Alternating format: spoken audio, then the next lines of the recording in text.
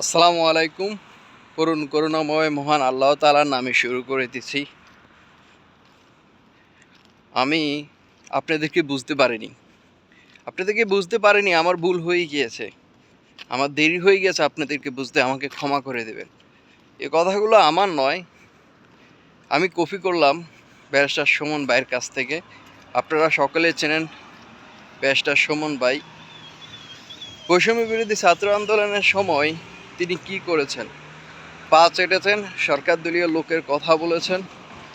আমি তার উদ্দেশ্যে একটি কথাই বলতে চাই যে ব্যারিস্টার সুমন ভাই তিনি কখনো, আমার মনে হয় না যে রাজনীতিক আসা তার প্রয়োজন ছিল।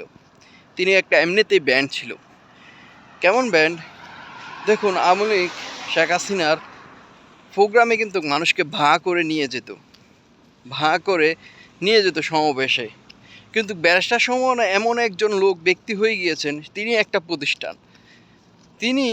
তাকে দেখার জন্য মানুষ নিজের পকেটের টাকা খরচ করে এইখানে সেখানে অনেক দূরে চলে যেত। তার একটি ভুল হয়েছে, পা চাটা, দালালি করা। সেজন্য মানুষ তাকে এখন আর ভালোবাসে না, ঘৃণা করে। এখন সে ক্ষমা চাইছে, জাতির কাছে ক্ষমা চাচ্ছে, সবার কাছে মাপ চাইতেছে যে তাকে ক্ষমা করে দেন, তার ভুল হয়েছে, ভুল শুধরানোর জন্য আর একটি সুযোগ দেওয়ার জন্য। ব্যক্তিগতভাবে সুমন ভাইকে আমার অনেক ভালো লাগে। গত কয়েকদিন তাকে নিয়ে অনেক বিরূপ মন্তব্য বা অনেক ভিডিও আমি করেছি। কি করব? সে বৈষম্য বিরোধী ছাত্র আন্দোলনের ছাত্রদের বিরুদ্ধে কথা বলেছে। সরকার দলীয় ভাবছে যে পা চাটলে হয়তো সে বড় পোস্ট পাবে। না সুমন ভাই, আপনার ভুল ছিল। আপনি একটা ব্যান্ড, আপনি একটা প্রতিষ্ঠান।